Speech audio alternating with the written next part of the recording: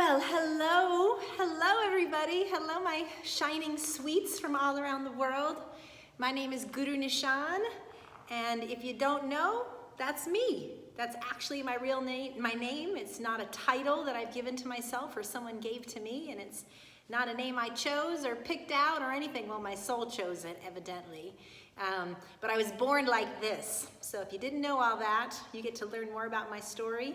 And I put in the comments a way to connect with me further so that you can actually reach out.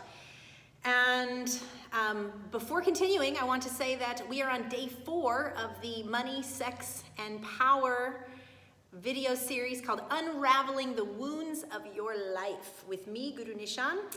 And before we get into day 4, which is a very hot and important topic that has built on all of the last few days' topics, I want to take a moment and just acknowledge that I have delivered a tremendous amount of information to you. And depending on how much you're in your unraveling journey and how awakened you are within the trauma story that lives in your physiology, you could be feeling a lot of different ways. And one of the ways is feeling very overloaded, like there's a ton of information and what the heck do you do with all of this, right? You're just plain full, right? Another one is you might be short-circuiting. You might actually feel such resonance with a lot of the things that I'm saying that it can be overwhelming, and it can be overwhelming to the extent that it feels like too much. Like, are you ever gonna get through all of the programming and all of the trauma and all the stuff that you know lives inside of you? And sometimes it's easier to not go there when we know automatically there's a lot of stuff inside, which is one of the reasons why we don't go inside. We distract ourselves. Another way you might be feeling is completely penetrated by me. You might be like, what the freaking heck is going on? A lot of the things you're saying resonate with me. They're triggering me. Some of them are triggering me in a good way. A lot of times they're triggering me in a bad way, meaning it's uncomfortable. Being triggered, being penetrated can be uncomfortable if we haven't been warmed up to that process, yes? So that could be making you feel very raw, like how long is healing really gonna take? It can feel very emotional. Another way you might be feeling is just plain messy, like in the thick of it. Like the things I'm saying is hitting you so directly and so clearly, and you've already been doing a lot of this level work, and you just feel like you're in the swamp and thick of it all. And lastly, you might be thinking, damn, the things you're saying is explaining my life journey. It's explaining what's happening in my body. And I've been getting a lot of emails from a lot of you specifically saying that I'm articulating a lot of the processes that you feel happening in your body, but you've never actually had words to explain it. And so I want to just slow it down right here and acknowledge that all of the ways that you're feeling are completely normal and completely perfect. And I want to let you know that I see you right there. I feel you right there. I'm loving and holding you right there. And I completely get it. I really do. Because this work, unraveling our wounds, if we don't do that level of work, it means we hold on to that stuff. And that means over time, our body will get heavier and heavier and denser, and old energies become stagnant energy, and that energy can become disease in our body. And so there's a lot of symptoms that can show up as we get older and our metabolism isn't working as fast. So I talked a lot about that in number 1, which leads me to say, I want to remind you, you're perfect in all the ways that you're feeling and receiving this information. And I want to remind you that you are designed for this. You are designed for this. Your nervous system is designed to handle high velocity of electricity going through your circuits. I'm telling you, like, this is how you're built. You are a self-healing, a self-regenerating machine. Your organism knows how to heal itself. It knows how to rejuvenate itself. It knows how to recalibrate itself. So when we first get bombarded with this information and this level of self-awareness, it can feel overwhelming, and yet I'm just stopping the charts for a second and just saying, you got this. You hear me? You got this. And I want to give you an example of how we heal. Think about when you've ever bit your tongue before, right? Oh, that's the worst. Tongue biting hurts, yes? But how quickly does your tongue heal? Like, it always blows my mind because the tongue just heals itself. It hurts so bad. Or you bite the lip, or you bite the side of your cheek, and it hurts so bad. But you know how fast those cells regenerate? See, that's how miraculous you are. Every cell in your body is a new cell. Every single cell is a new cell within 21 days. Some cells rejuvenate every 3 days, some within hours. So your cells are rejuvenating. And again, video 1 talks a lot about yourself as a human electrical system. That's why it was a foundation class. Today, I'm just reminding you to be compassionate with yourself, to be loving, and to lean into me, and I invite you today into my Queen's lair to lean in and be supported and be loved and be held in these spaces, whatever it is that you're feeling. Oftentimes on our healing journey, we'll have an awareness of something, and then we think the healing should just happen. We're like, how come it's not done yet? Like, heal already. Like, right? And I'm just here to tell you that healing just doesn't work like that. You know, we are such a results-driven, action society that we think that healing should happen as fast as we've decided it should happen, as fast as our microwave heats a burrito, right? But that's just not how healing works. And your journey of healing is yours. And it's nice to have support along the way, but ultimately you have to do this level of conscious work, okay? So like I said yesterday, one of my favorite quotes is by Carl Jung, and he says, enlightenment is not imagining beings of light, it's making the darkness conscious. And so remember, as a self-preservation technique, your body is storing memory to support you. Okay? Your body is storing unconscious memory because you're not ready for that information. And I promise you, as you strengthen your nervous system and you strengthen your capacity, your old memories, the stuff that needs to move out of your body, will move on out. And you don't have to remember it all for it to clear its way out. You just have to be willing to feel it all. See, one of the problems with healing is it's somewhat like one of the problems with orgasm, okay? A lot of us are operating on a masculine or a male orgasm model. And male orgasm is somewhat boring, to be really honest, right? It's just got a trajectory, it goes straight up, it reaches its peak, and then it drops, right? And it's fast, and it's all destination or reaching the goal oriented, right? I'm oftentimes in intimate situations and I'm telling the guys, like, don't race for the finish. Like, come on, there's so much more here. Like, hello, I'm not just a hole for you to be received by, right? There's a lot more that could be taking place. And what we all are being asked to do on the planet is shift to a feminine orgasm model. And what that means is feminine orgasm is fluid. Feminine orgasm is unpredictable. You have to feel the pulse because it goes all over the place. It could be fast one moment and then it needs to be nice and slow. It could be soft and sweet and then it wants direct. All of these things is the beauty of the feminine orgasm. And it's about enjoying the whole ride. How connected are you to the process versus racing for the finish? So I want to invite you into the feminine orgasm model to approach your healing as that same concept, okay? So there are 3 main ways we respond to healing, okay? And these 3 ways can be, 1, we could be the avoider. And the avoider just knows there's a lot of shit up inside, knows they've had a lot of trauma, whether it's childhood, their adulthood, their past marriages, their life, and they just move on. They're just like, I'm gonna put my energy somewhere else because that shit inside is too dark and too dangerous, and if I go in there, I don't know if I'll ever get out. So we just plain avoid it, okay? That's one. Number two, there's the pursuer, okay? And I'm a little bit of a pursuer in my past lives. The pursuer is like, what does this mean? So you get a skin rash and you're like, oh, I wonder what this means. And if you've been on your awakening journey, you start looking it up. What's the emotional meaning to this? And how come this is happening to this? And so we're pursuing our healing. We're going after it. We're like, what's this about? I want to unpack it. I want to unravel it. I want to know more, right?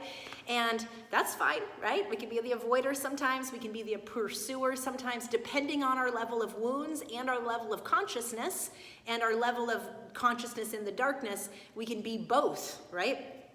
And then there's also the wallower, okay? The wallower is like, I'm this way because this happened to me when I was a kid, okay? Or this happened to me, and this happened to me, and this happened to me, so I do this, or this is my wound. And we, one of my mentors calls it woundology, okay? So we lead with our wounds. And frankly, none of those three are really where we want to play. Now, we all can play there at different times of our life and at different stages of our healing, and it's just about having awareness of it, but none of those are the things I want for you. What I want for you is so much more. I want you to move into the allower, okay? Allowing the sensations coming through you, okay? Allowing yourself to start to feel and allowing your physical form to start to inform you, because your emotional body is like the lubricant that's showing up for you to juice your life, for the old stuff to not be grinding on you so much, if that makes sense. I invite for you to not only be the allower, but I invite you to be the transformer. Okay, that you can actually transform your story into an empowerment story, not because you're bypassing it, but because you dive in and you feel the rightness of all of it. Okay, and that's the Transformer. If you think about the Transformers movie, it's one of my favorite Marvel movies, and more than meets the eye, right? That's the theme song. Transformers, more than meets the eye. Anyway, I love that cartoon-ish thing. Anyway, I did a whole blog on Optimus Prime once, and these movies have so many gems, nuggets in there. But anyway, the Transformers, they're not better when they're people in little machines or better in their cars. Both are so super cool, right? So all of our parts are super cool if we can get into permission with them. So transforming our story, understanding that all of these things are things that we've chosen on some level, and diving into them, although it may be tough and it may be challenging and it may be mucky and irky and messy and all those things, and it might kind of halt our life for a period of time, it can also transform us, and it can create the amount of joy and peace and abundance and vitality and charisma that you wish for yourself, that when you walk into the room, you transform the room that you're in because of your light, because of your joy, because of your presence, because of the willingness to go inside and do the uncomfortable work. And the last one I want to invite you into, so the allower, the transformer, and then the alchemizer. And the alchemizer is really what we're on the planet to be. And not enough people are there yet, but there's a lot of alchemizers awakening to their mission. And the alchemizer is basically taking dense metal and turning it into gold within your own body, okay? So we're not just taking a story and making the story better. We're actually taking old energy in our body and alchemizing it. So the alchemizers of the modern day world are going to take the old pain, the old trauma, the sexual trauma that lives deep in the pelvis, the anger that's living in the belly, the resentment, the grief that's living in the lungs, all of this stuff, we alchemize those energies because we're willing to feel them. And what shadow work is, what going into the shadow and being in the darkness does, is it allows us to alchemize our own pain and turn it into pleasure. Remember yesterday I talked about how our pain and pleasure circuits were inextricably linked, and it's our job to start unwrapping. I've literally spent the last couple of years unwrapping my own pain and pleasure circuit so that I could allow more real pleasure in my life instead of linking my pleasure to painful experiences and then keep drawing in characters in my life to play that story out with me, if that makes sense. This is some deep stuff. So ultimately what I want to share with you is that a lot of the stuff that I'm teaching is a lot of content. I mean, I've realized the last 4 classes it's probably like 10 different courses that I'll eventually offer and break down into different systems. So that gives you more stepping stones. But in the meantime, I want to encourage you to make sure you're on my mailing list. If you want to connect more with me, if you like what I have to say, if you like my words, if this stuff makes sense to you, make sure you're on my mailing list. And I put the link in there, but essentially it's currencyofpower.com/connect-with-me. Okay, currencyofpower.com/connect-with-me. Make sure you get on my mailing list, and you'll be not only getting a free de-stress in 3 minutes or less video practice.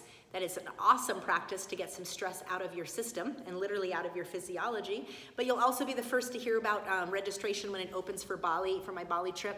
And then I do Rewire Weekly, and I send out daily doses of sunshine and all sorts of juicy, yummy things. All right. And on that note, the reason I'm doing a Bali trip is because it's a shadow healing trip, okay? It's a retreat in a very ecstatic, yummy, erotic, juicy, luscious setting because shadow work is not always so comfortable. So this trip is to allow you to land in a safe place and to feel supported and connected in a way that invites you to play in the shadow. This stuff shouldn't be such hard work. And so we need ways and we need people in our lives that make it juicy and fun and supportive and loving and fluid and all of those things. So it's not just gonna be a week of intense work. Yes, we're gonna do some deep penetrating work, but it's also gonna be fun. It's gonna be penetrative, and it's gonna be playful, and it's gonna be fluid, and it's gonna be fierce, and it's gonna be structured, and it's gonna be unstructured, and it's gonna be about strengthening ourselves, and it's gonna be about softening ourselves, because we need all of these things. So once again, I invite you into my Queen's Lair to let me support you. My Bali trip is coming up May 19th to the 25th. And you can get more information on that when you are registered on my list, or you can go to currencyofpower.com/Bali retreat, Bali retreat, okay? And otherwise, reach out to me, email me, text me, and you can get more information. But I encourage you to be a part of that with me. It's gonna be a small, intimate group of us, and it's gonna be juicy and yummy, and you deserve it. And you are always your best investment. If you didn't know, now you know. All right, so on to today's topic, both the polarity, okay? The polarity of being both darkness and light, okay? Being masculine and feminine, okay? Being yes and being no, being negative and being positive, okay? How do we play here, okay? I keep going on Instagram, but my Facebook Live just stopped. So I'm gonna check on that for a second and see if we can jump back in. So hold tight, my Instagrammers. I don't know why, but it did just stop.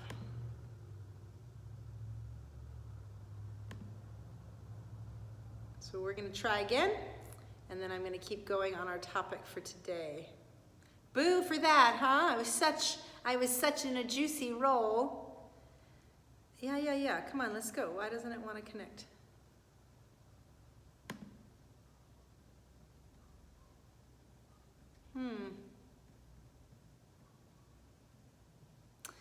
All right, well, when that comes up, let's go, connect.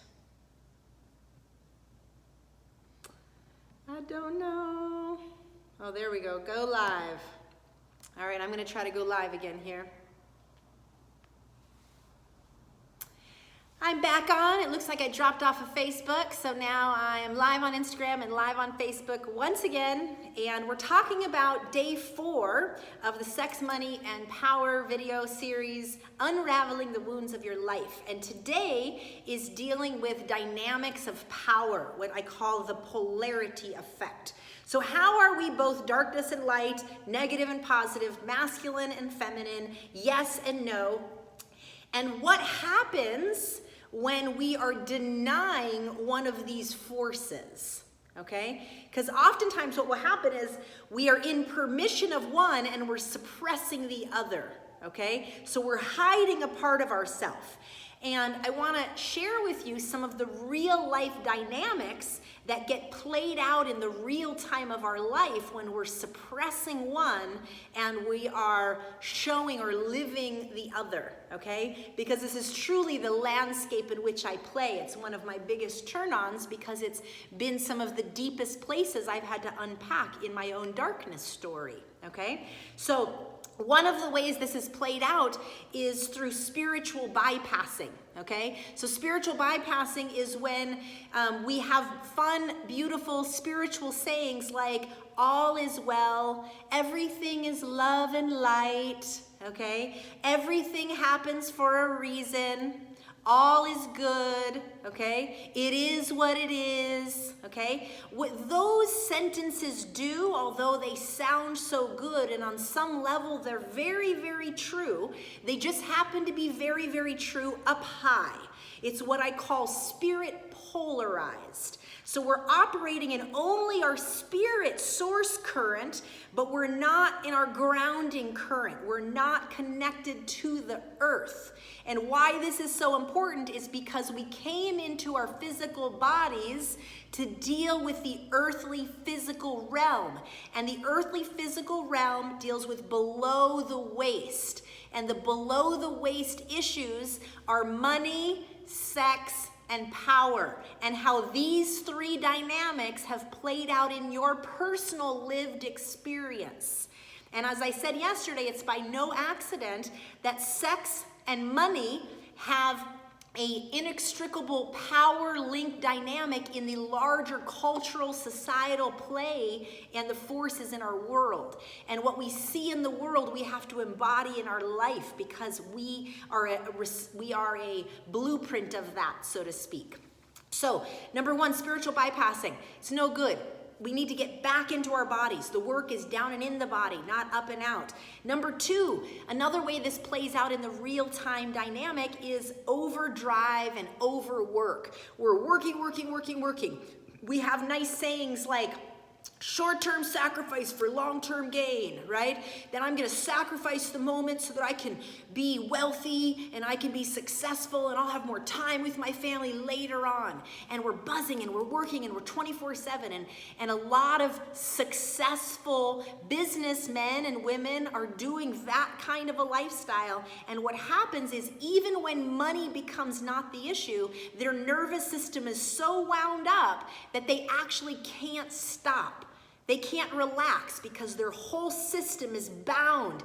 So we know when our system is bound up because we have a trouble sleeping. We have trouble relaxing. Our system is so on the go. And then you add technology to that. That's why we're having video game addiction. We're having technology addiction because we're getting fed and buzzed off of our own technology. So not only are we wiring, which is only half of our nervous system, but we don't know how to relax and shut it down. We can't constantly be connected to this global, intricate sphere of technology or we're going to short circuit ourselves, and we already are. A lot of the diseases we're seeing is because of stress, hypertension, and just the inability to relax, okay? And once you get your nervous system adjusted, the parasympathetic nervous system can really help calm and ease and relax that system. So that's one way we play out the power dynamic, okay? In our real life is by overworking, okay? Overworking, constantly going, not knowing how to be still. I hear a lot about this with successful businessmen that once they could retire, they don't know what to do with themselves, so they go back to work because they don't even know how to enjoy leisure, okay? It's a serious, serious issue in the world right now. So another one is hypersexuality, okay? Another way we play this out in our life is through hypersexuality, an addiction to porn, for instance. And I talked a lot about how we are all playing out the masculine orgasm model, and what a crappy model that is, right? It's just like, reach the destination, go, go, go, go, go, and then reach the climax, and then whew, and then you're dead. And instead of being in connection with our sensory body and having a whole luscious, amazing experience, and that all experiences can have this incredible connected interplay of our sexual energy without it needing to have a destination point, okay? So porn is a big reason for that, because it's not a real reflection of what real sexual connection is all about. It's fast, it's fabricated, it's fake. Even the people on there are quite fake. I mean, like, yikes, you know what I mean? Like, you watch this stuff and you're just like, who are these people and why are people addicted to this stuff, you know? But I'll tell you why. Because they're not in their sensory body. And if we're not feeling here, we're reaching for something in the world to feel for. Okay? We're feeling the need to feel, to be connected. We're craving it, in fact. But the truth is it just means one half of yourself isn't working. We have the sympathetic and the parasympathetic nervous system, and we need both. Okay? If you're having trouble listening to me on Facebook, you can connect to me on Instagram. It seems like it's staying more stable. I don't know why this one is messing up today. All right, so porn is one of the reasons, but also sexaholics, okay? And I notice this a lot because we're so hypertension in all these places in our life. One of the few places, and especially the masculine today, one of the few places men are allowed to feel is in sex. And so we're seeing a hypersexaholic addiction almost. Because there's so many places that we're not allowed to feel, and this isn't as big for the feminine, it's much bigger for the masculine. Women are much more shut down in this area, but the masculine, one of the few places you're allowed to feel is in sex, and so there's this hyper kind of sexaholic energy of, one of the things I've noticed is one of the few places men breathe is in sex. So, you know, you're getting oxygen in your brain and your blood, and of course you're gonna feel better. You're breathing for the first time in most your day, you know? So we think it's the sex that's helping, and partly it is because there's such a rush of energy moving through your body, but there's so many ways to create that ecstatic experience in your body, and I can help you access that all on your own. And I don't mean through masturbation. I don't mean even with your sex organs. I mean with your whole sensory body. Enough on that. Not enough on that, actually. Pedophiles, okay? One of the ways that this is showing up in the world is when we're denying parts of ourselves. We're denying one aspect, our light or our dark. The darkness will always come out, and it comes out in a very perversive way through the shadow. So one of the shadows is pedophilia, and we're seeing a lot of this come up right now. The Catholic Church is a great example. So politics is a great example. So here we're painting this kind of perfect public view, and then behind the scenes is all this really toxic sexual behavior. So whether it's with boys or little girls, or in a religious context or in a public context, it's happening in spiritual communities, it's happening all over the place. It's because we have all of this raw sexual energy and we're not moving it through our body healthily in a way that the central nervous system can actually work with it, okay? And this is crucial because you are sexual beings. We are all sexual beings. The problem is it doesn't need to stay below the waist. We need to move that energy through the spine and get it up through the heart so we can use it in everyday life, so it can become the juice that feeds your whole existence. Ooh la la. Okay. The Me Too movement is a big example of this. Women are waking up to finally having a voice, having a platform to speak out some of just the raw atrocities that have taken place in their bodies. And one of the things that pained me when it first came out was how many women have the story. I don't think there's one woman on the planet that doesn't have a violation story. And I want to invite you men into this to say, I don't think there's one man on the planet that doesn't have a violation story. But you have even less of a voice because you've been cloaked within a lot of programming that says you're not allowed to feel. You got to suck it up, work it out, make it, be successful anyway, forget about it, blah, blah, blah, forget all the stuff. I talked about programming yesterday. Watch video 3. Okay, so what's hard about the Me Too movement right now, though, is a big pendulum. So now there's like a hypersensitivity going on. Like you can't even like say hello to somebody without feeling like, oh my God, maybe somebody's going to accuse me of something. And it's really important to not go into a negative place with that, because this is where women have been for thousands of years. We haven't had permission to own our own body. And even a public sphere of acknowledgement that our body belongs to us, and that still is taking place in today's happenings. So when our pleasure doesn't belong to us, when we're not sovereign in who we are, it creates a polarity effect. It means the darkness and light are pulling apart, and they're so juxtaposed that they're fighting each other. So it's really important in the masculine and the feminine that you're not doing that. As uncomfortable things are happening on the planet, understand it's just a pendulum. We have to hold each other in these uncomfortable spaces, which is why we have to learn how to hold capacity within ourselves. Capacity is going back to video 1 of this series. Capacity is understanding you're an electrical network. You're designed to have high velocity of energy move through your system on a regular basis. And just like an electrical current can't have too much voltage running through it or it's going to shut down, you operate the same way. Building capacity means you're doing daily activities to build your nervous system. And health is not just exercise and diet. It's building your nervous system so you can handle the pressure that's happening on our planet right now, and every one of us needs to do that. Okay, another way that this can show up, the polarized effect, is the preacher-teacher syndrome. Okay, preacher-teacher syndrome. I know this one really well, okay? And I know it because I grew up with it. And one of the reasons that I fought in my own self, in my own spirit, about being a teacher so much, and I had to face these fears and these kind of places in me that I was in struggle with, because I grew up around a lot of teacher projection. We all know the story, you know, the preacher that preaches from the pulpit this and that, and then has 5 babies in the congregation, okay? Or has, you know, 3 wives across the country and is preaching all this sanctity and perfect marriage and this and that.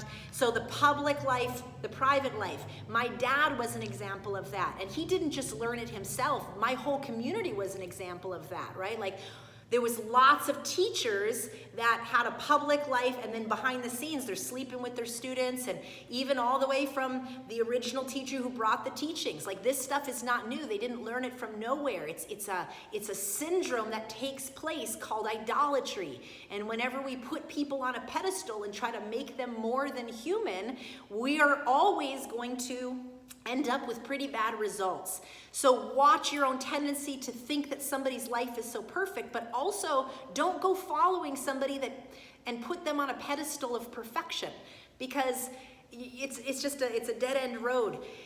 You know, my dad was an amazing teacher, an amazing healer. He impacted a lot of people's lives. He still is with me. When I teach, he comes through me. But he was also a sexaholic. He was an alcoholic. He was a mess. Frankly, he was just a messy soul on a journey trying to figure out his stuff, yes?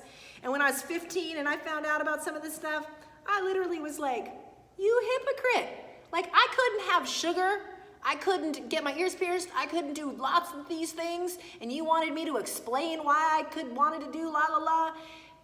Oh my God, did we have it out. But you want to know what that did? It's let me become a friend with him.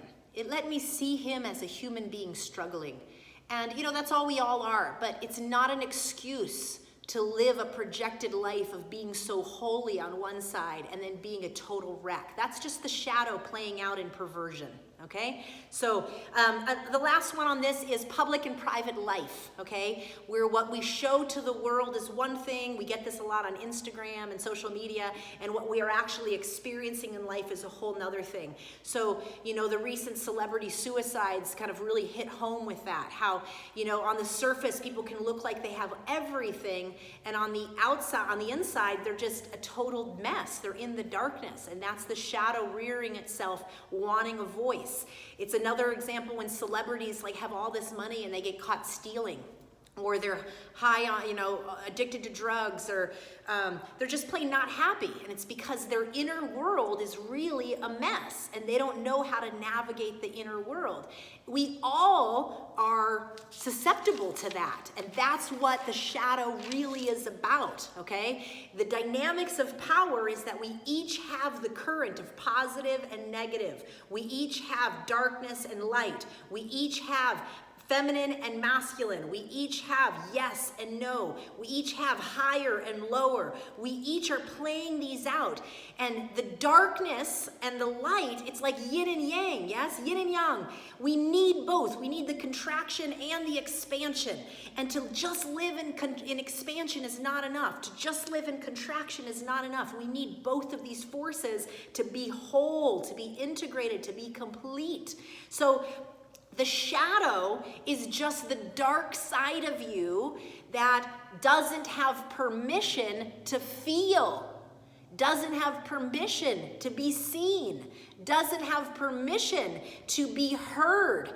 Like I said in the other video the other day, what are you craving that you're not allowing to get out of you because your programming hijacks you and says, nah, I can't have that. Okay? Because your soul wouldn't want you to have the thing. Lean into it. That's what yesterday's video was, right? Fucking your way to freedom was getting a dose of the thing you think you can't have. So all of my videos are on my YouTube. You can watch the other ones. But today, it's really about owning these parts of ourselves. The wounds in our body will turn to demons if we don't start listening. And demons can show up in lots of ways, but let's first talk about the wounds, okay? So the shadow is just all these parts: the perpetrator, the victim, the rescuer, the abuser, the user, the saint, the sinner, the prostitute, the craving that you have, the hunger that you have, the starving that you have, the righteous warrior, like fighting a cause. We all have all of these parts and so many more. The child inside, all the parts. We have all these, like, that's what the shadow is. The shadow is all these parts. But this is the key. Based on your lived experience growing up, you got messages about which one of those parts you were allowed to show publicly. And that messaging is a deep inner coding or a default setting in which you play from. And so just like a computer has a default setting, and even though you change the settings, it'll just jump right back to the default setting. As you get older in life, you might not be conscious about your own default setting, but you operate on a certain blueprint. And until you go in and start working on your own nervous system and get your glands secreting to get the body self-correcting back to your soul compass instead of your programming compass, okay, your programming blueprint, then we're playing out these shadow forces, and we're denying parts and we're letting other parts show based on what we have an unconscious permission to allow. None of them are good, none of them are bad. The perpetrator, we've all perpetrated somebody. We've all been a victim of somebody. We've all attempted to rescue somebody. We've all been a prostitute to something, sold ourselves to something for something else. We've all abused. We've all been saintly in some way. You know, we have all of these parts. We have the good and the bad.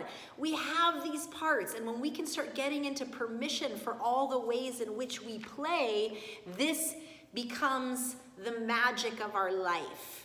Because then the force isn't a force hiding anymore, okay? So what happens is if we're keeping these parts away and we're hiding and we're keeping them apart, they have a a pull on each other, okay? That's where the craving comes in. You can't help it. You want it, you want it, you want it. So you'll deny it, deny it, deny it until you have to have it, okay? And that's why we're seeing so much sexual abuse on the planet right now. So what happens is if we can take these forces and slowly, slowly do the work to bring them together, to be integrated, to be whole, to be connected, to be a complete thread. Both our masculine and feminine has a voice. And yes, ladies and gentlemen, each of us has the masculine and feminine thread within us. And it's our job right now on the planet to start to listen to both sides of these, yes? So one of the ways that we try to handle our shadow without really dealing with it is through substances. So some substances is a way that the shadow gets to express itself. That's why you can find when you get drunk, for instance, you can often become more of who you are. So we can get more uninhibited, more free. We'll say the things we want to say. We'll send that wrong text, right? Some people will get more angry, right? My dad used alcohol as a way to feel his emotional body. He became more loving. He got more cuddly because this was a part of him he didn't know how to express in his everyday life. And there was a time early in my old business where I noticed I was doing that. When I drank, I would drink wine or beer, and I didn't drink a lot, but then when I started drinking, I didn't drink a lot. I just mean in general, when I got to a point of being drunk, I noticed I would cry my ass off. And I'd be like, "Woo," and I would start saying stuff that I normally couldn't say. And I had to wake up to that. Like, the question I asked myself was, what is alcohol giving me permission to feel that I'm not allowing myself to feel in everyday life? So alcohol wasn't the problem, and we can make the substance the problem. The problem is what we're denying in ourselves. And the substance is actually just helping us be more expressive in that arena. Now, what's interesting about substances is we think that there's good and bad ones, but that's once again just how we play out the shadow. So we can use sex in this way. We can use sugar in this way. We can use caffeine in this way. We can use technology in this way. We can use green juice. You can use a special diet. Oh, now I'm a vegan. You can use yoga. You can use the gym and your workout routine. You can use your work and your addiction to work. You can use religion in this capacity. You can use spiritual communities. All of these are substances that can allow you to hide the shadow and let that shadow come out, or hide it and suppress it. So all of these are just avoidance mechanisms to not deal with our underworld. And the underworld is below the waist: money, sex, and power. The earthly self, the earthly experience that we've had, that is where our pain lives. It's where our trauma lives. And remember, your trauma is not living in your memory of your mind. It lives in the physiology of your central nervous system. And that's why, if any of you have ever come to my class or worked with me, I'll penetrate you into yourself, because that's where your gem is. It takes pressure to create a diamond. Okay, it's a coal on the outside, and then pressure allows that diamond to be exposed. And so are you. So are you, is just a precious diamond that's been coated over with a lot of muck of your earthly experience. And we all have stories of loss and abandonment and hurt and pain and trauma and sexual or physical or emotional abuse and all the things. And a lot of the things aren't even our things. A lot of the things are our mom's things or our dad's things or our experience of being in community with other people and hearing a story. And as a child, we absorb certain concepts and we code them into our body, and then we operate for the rest of our life in this pain story. So remember, there's not a good or a bad here. It's not like, oh, this is really good for me, I'll go to the gym every day. No, that can also be perverted and turn into a shadow story that's preventing you from accessing what's beneath that your soul is really wanting you to access. And remember, the people in your life are there. They come into your life as a way to remind you of the stuff that your soul wants you to work at. Does that make sense? It's like, ooh, it's uncomfortable. We bring in characters in our life that basically is fulfilling the very internal unconscious belief that we have to break apart in order to live more fulfilled, live more pleasure, we'll live more ecstatic. So, the understanding of why we do what we do, why do we use? So it's not alcohol isn't the thing, it's why do we use what we use? For me, I was using it as a way to access my emotional body. I'm way more in my emotional body, and I still love wine. I love to have a good beer. I love to drink. I don't drink a lot, but I enjoy it. I enjoy a good cup of coffee, although I don't have it every day because it doesn't work for my system, and it's a way that when I use coffee regularly, it's a way that I'm not feeling how tired I am. It's usually when I'm forcing myself into my masculine to go to work as opposed to really allowing myself to move from my feminine. So we have to have a self-examining ability to say, why do I do what I do? Why do I use what I use? It's not good or bad, it's why I want what I want. What is the beneath the surface craving?